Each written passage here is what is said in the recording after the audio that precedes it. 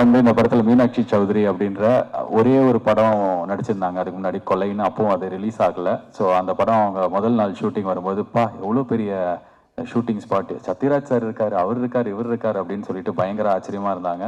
இப்போ என்னடானா எங்களுக்கு ஆடியோ லான்ச்சுக்கு வரும்போது ப்ரொமோஷனுக்கு அவங்க டைம் இல்லை, ஏன்னா அவங்க வந்து விஜய் சாரோட ஹீரோயினா நடிச்சிட்டு இருக்காங்க. I wish so Meenakshi Chaudhary, நான் கண்ணு முன்னாடி பார்த்த ஜாவா சுந்தரேசன் நீங்க தான்.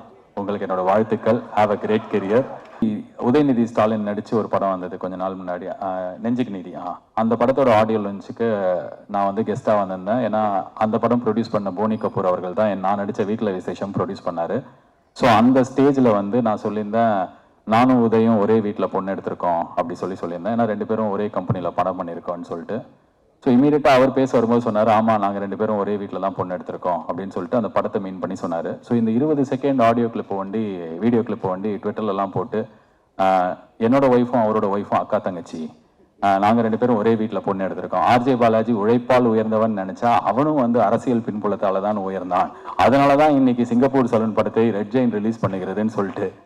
பாவிங்களா, அந்த வீடியோ இன்னொரு 5 செகண்ட் பார்த்திருந்தாலே தெரிஞ்சிருக்கும், இல்ல கொஞ்சம் திரும்பி அந்த வீடியோவை பார்த்திருந்தாலே போனி கபூர் உட்காந்துருப்பாரு, புரிஞ்சிருக்கும். கிட்டத்தட்ட நாங்கள் கொஞ்ச நாள் முன்னாடி முடிச்சோம், நிறைய சிஜி ஒர்க் இருந்தது. இப்போ ரிலீஸ்க்கு ஜனவரி 25ஆம் தேதி ரிலீஸ் ஆக போகுது. ஸோ ஒரு பெரிய ப்ராசஸ் இது. இன்னைக்கு நாளில் இந்த ட்ரெய்லர் லான்ச்சை பெருசாக்கின என்னோட ஃப்ரெண்ட், அவரோட நான் நடிச்சிருக்கேன், நிறையா பேசியிருக்கோம், ரொம்ப வருஷமா தெரியும். விஜய் சேதுபதி டைரக்டர் கோகுலுக்காக வந்தது டைரக்டர் விஜய்.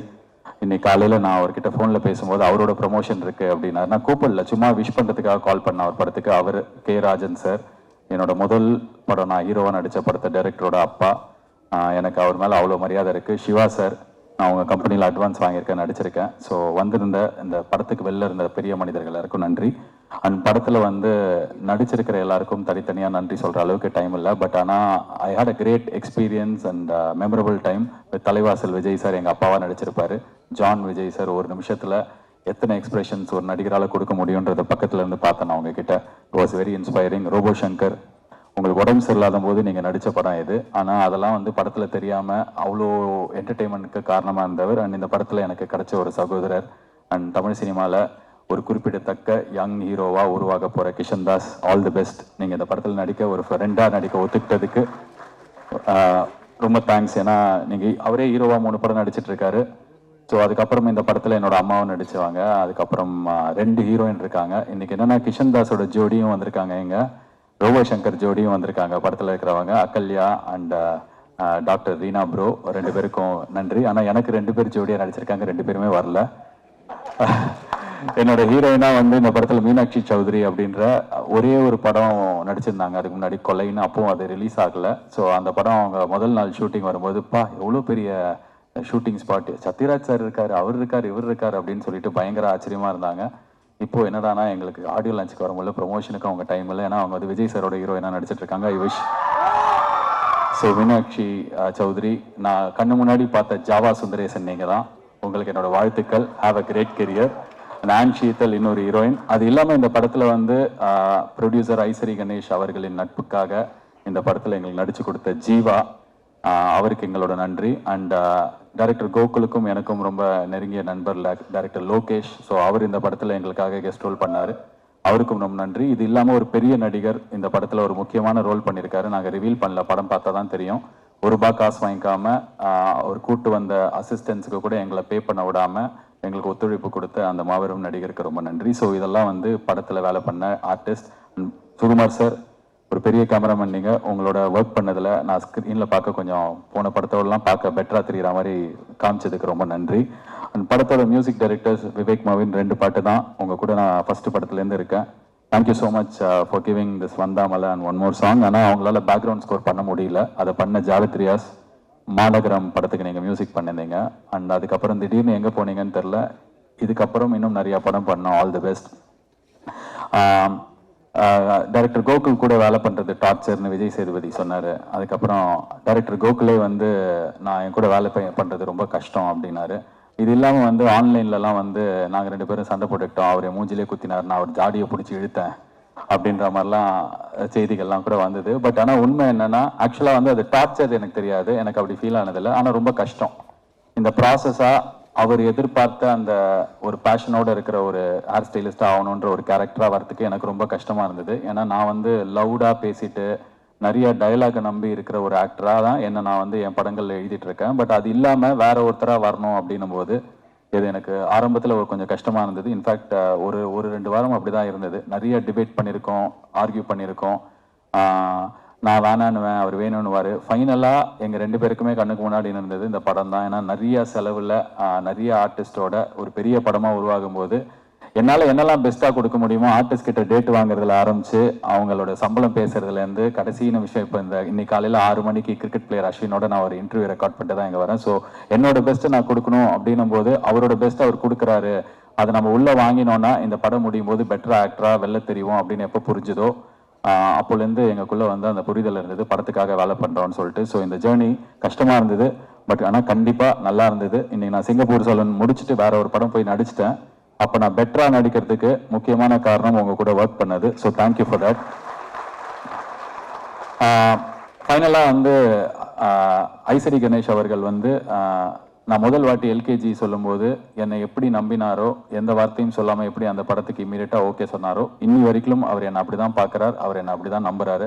நான் இந்த படத்தை வந்து ரொம்ப பிடிச்சி போய் இது ரொம்ப நல்லா இருக்கு அப்படின்லாம் சொல்லி அவர்கிட்ட எடுத்துகிட்டு போய் சொல்லி அவர் இதை பண்ணுறாரு அப்படின்னும் போது ஷூட்டிங்க்கு 2 மாதம் முன்னாடி நான் அவர்கிட்ட சொல்ல இல்லை எனக்கு பண்ண பயமாக இருக்குது அப்படின்னு சொன்னேன். காரணம் என்னென்னா இந்த படம் ரொம்ப பெருசாக இருந்தது, எக்கச்சக்க ஆர்டிஸ்ட், எக்கச்சக்க செலவு. அந்த சலூன் நாங்கள் படத்தில் காட்டுறதுக்கு மட்டுமே ஒரு 1.5 கோடி 2 கோடி ரூபாய்க்கு செட்டு போட வேண்டியிருந்தது. ஸோ இவ்வளோ செலவு இருக்குது, இது நான் பண்ணணுமா, இது தாங்குமா அப்படின்னும் போது அவர்கிட்ட ஒரு வாட்டி கதை சொல்கிறதே ரொம்ப கஷ்டம். ஏற்கனவே சிங்கப்பூர் சலூன் கதையை ஒரு வாட்டி கேட்டவர் அடுத்த நாளைக்கு ஃபுல்லாக உட்காந்து திருப்பி ஒரு 3 மணி நேரம் கதை கேட்டு இதை நீ பண்ண, எவ்வளோ பெருசாக இருந்தாலும் நான் பண்ணுறேன், என்னை நம்பி உள்ளவா அப்படின்னு சொல்லி இதை ப்ரொடியூஸ் பண்ணி என்னோட ஆரம்பத்துலேருந்து இப்போ வரைக்கும் இந்த படத்து வரைக்கும் என் கூடவே இருக்கிற, இதுக்கப்புறமும் இருக்க போகிற காரணத்துக்காக ரொம்ப நன்றி. அண்ட் இந்த படத்தோட டான்சர்ஸ் 8 பேர் வந்தீங்க. நீங்கள் இந்த படத்தோட டைரக்டரோட அசிஸ்டன்ட் டைரக்டர் டீம், அவங்களுக்கும் எங்களோட நன்றி. அண்ட் நான் நிறைய பேர் மிஸ் பண்ணல. அண்ட் முக்கியமாக இன்னொரு விஷயம், சோஷியல் மீடியாவில் நான் வந்து பார்த்தேன்னு சொல்லிட்டு என் டீம்லேருந்து சொன்னாங்க. உதயநிதி ஸ்டாலின் நடிச்சு ஒரு படம் வந்தது கொஞ்ச நாள் முன்னாடி, நெஞ்சுக்கு நீதி. அந்த படத்தோட ஆடியோ லான்ச்சுக்கு நான் வந்து கெஸ்ட்டாக வந்திருந்தேன். ஏன்னா அந்த படம் ப்ரொடியூஸ் பண்ண போனி கபூர் அவர்கள் தான் நான் நடித்த வீட்டில் விசேஷம் ப்ரொடியூஸ் பண்ணார். ஸோ அந்த ஸ்டேஜில் வந்து நான் சொல்லியிருந்தேன், நானும் உதயம் ஒரே வீட்டில் பொண்ணு எடுத்திருக்கோம் அப்படி சொல்லியிருந்தேன். ஏன்னா 2 பேரும் ஒரே கம்பெனியில் படம் பண்ணியிருக்கோம்னு சொல்லிட்டு. ஸோ இமீடியட்டாக அவர் பேச வரும்போது சொன்னார், ஆமாம் நாங்கள் 2 பேரும் ஒரே வீட்டில் தான் பொண்ணு எடுத்திருக்கோம் அப்படின்னு சொல்லிட்டு அந்த படத்தை மீன் பண்ணி சொன்னார். ஸோ இந்த 20 செகண்ட் ஆடியோ கிளிப்பை வண்டி, வீடியோ கிளிப்பை வண்டி ட்விட்டர்லலாம் போட்டு என்னோட ஒய்ஃபும் அவரோட ஒய்ஃபும் அக்கா தங்கச்சி, நாங்கள் 2 பேரும் ஒரே வீட்டில் பொண்ணு எடுத்திருக்கோம். ஆர்ஜே பாலாஜி உழைப்பால் உயர்ந்தவன் நினைச்சா அவனும் வந்து அரசியல் பின்புலத்தால தான் உயர்ந்தான், அதனால தான் இன்னைக்கு சிங்கப்பூர் சலூன் படத்தை ரெட் ஜெயின் ரிலீஸ் பண்ணுகிறதுன்னு சொல்லிட்டு. அட பாவிகளா, அந்த வீடியோ இன்னொரு 5 செகண்ட் பார்த்திருந்தாலே தெரிஞ்சிருக்கும், இல்லை கொஞ்சம் திருப்பி அந்த வீடியோவை பார்த்திருந்தாலே போனி கபூர் உட்காந்துருப்பாரு, புரிஞ்சிருக்கும். ஸோ அதனால அவங்க வாங்கல. ரெட் ஜெயின் இன்னைக்கு ஒரு மார்க்கெட் லீடர்ஸ். அவங்க வந்து நல்ல படங்கள் மட்டும் தேடி வாங்குறாங்க, இல்லை ரொம்ப பெரிய படங்களா அவங்க கிட்ட அவங்க ரிலீஸ் பண்றாங்க. இந்த படத்தை அவங்க பார்த்து அவங்க டீமுக்கு ரொம்ப கண்டென்ட் பிடிச்சி இதை நம்பி தான், இந்த கண்டென்ட் நம்பி தான் அதை வாங்குறாங்க. So purely on merit. So நான் அவருக்கு சகலைப்பாடி இல்லை, நான் ஒரு வானம்பாடி, ஒரு ஓரமாக பறக்கிறவன். அண்ட் ஃபைனலாக இந்த சிங்கப்பூர் சலூன் ட்ரெய்லர் நீங்கள் பார்த்துருப்பீங்க. மேலே இருக்கிற பசங்களுக்கு இது உங்களுக்கான படம். நான் சொல்கிறது வந்து போன ஜென்ரேஷனில் இருக்கிற முக்கால்வாசி பசங்க இன்ஜினியர் ஆகணும், டாக்டர் ஆகணும்னு ஒண்டி தான் இருக்கும். பட் ஆனால் இந்த ஜென்ரேஷனுக்கு அந்த பயம் இல்லை. ஹேர் ஸ்டைலிஸ்ட் ஆகலாம், யூடியூபர் ஆகலாம், இன்ஸ்டாகிராமர் ஆகலாம், இல்லை விளாகர் ஆகலாம். இது மாதிரி புதுசாக செருப்பு தைச்சா கூட நான் செமையாக தைப்பேன் அப்படின்ற ஆட்டிடியூடில் இருக்கிற உங்களுக்கு இந்த படம் பயங்கரமாக கனெக்ட் ஆகும். ஏன்னா இந்த வேலையை இவங்க தான் செய்யலாம், இந்த வேலை இவங்களோட தொழில், இந்த வேலை இந்த ஜாதிக்காரங்கிறது அப்படின்ற விஷயத்தெல்லாம் உடைச்சு இந்த உலகம் வந்து ரொம்ப தூரம் முன்னாடி போயிடுச்சு. எங்கேயோ நம்ம ஊரில் நம்மளுக்கு கண்ணுக்கு தெரியாத இல்லை தெரிஞ்ச இடத்துலையே இன்னும் அதே நிலைமை இருக்கும்போது, இல்லை அப்படி கிடையாது, எந்த வேலை வேணாலும் யார் வேணாலும் செமையாக பிடிச்சி பண்ணால் மேலே போகலாம் அப்படின்றத ரொம்ப இன்ஸ்பைரிங்காக எனக்கே வந்து நடிக்கும்போது இது நிறைய பேருக்கு கனெக்ட் ஆனால் செமையாக இருக்கும்னு ஆசையாக பண்ண படம் தான் இது. ஸோ ஃபார் எவ்ரி யங்ஸ்டர்ஸ், நீங்கள் எங்கே இருந்தாலும் என்ன பண்ணாலும் செமையாக படிச்சிருங்க.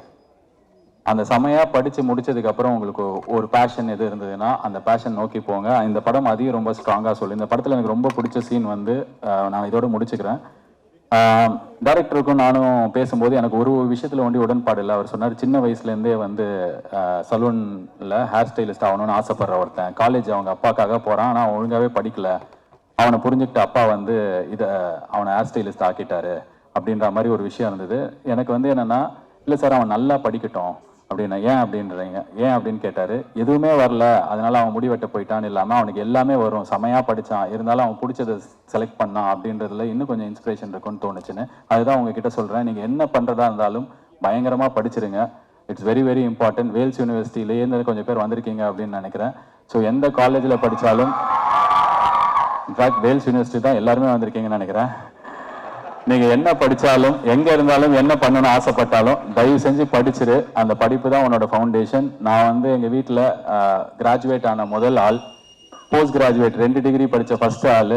நான் ஒருத்தன் படித்ததுனால என்னை சுற்றி இருக்கிற 50 பேரோட வாழ்க்கையை என்னால் மாற்ற முடிச்சுது. எனக்கு சுற்றி இருக்கிற இப்போ 100 பேர் 1000 பேராக மாறுது. ஸோ படிப்பு ரொம்ப ரொம்ப இம்பார்ட்டன்ட். அதை படிச்சுட்டு உனக்கு பிடிச்ச பேஷனை பண்ணுறதுக்கான ஒரு லைஃப்பை தேடிக்கோ. இந்த படம் அதுதான் சொல்லும். எல்லாருக்கும் கனெக்ட் ஆகும், யங்ஸ்டர்ஸ்க்கு பிடிக்கும் அப்படின்ற நம்பிக்கையில் ஜனவரி 25ஆம் தேதி ரிலீஸ் ஆக போகுது தியேட்டர்ஸில். ஸோ ஒரு 4 நாள் வீக்கெண்ட் கிடச்சிருக்கு. ஸோ மீடியா எனக்கு ஆர்ஜேவாக இருக்கும்போது நான் அந்த இடத்துல உட்காந்து இதே மாதிரி ஆடியோ லான்ச் கவர் பண்ணியிருக்கேன், ஹோஸ்ட் பண்ணியிருக்கேன்.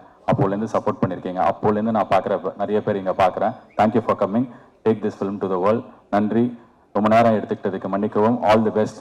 இனிய பூசம், எங்களுக்கு தைப்பூசம் அன்னைக்கு தான் ரிலீஸ். இனிய தைப்பூசம், குடியரசு தின நல்வாழ்த்துக்கள். 4 நாள் லீவு. ஆண்டி அங்கிள், தம்பி தங்கச்சி, இடே பச்சை சட்டை. தியேட்டர்ல போய் படத்தை பாரு. நன்றி.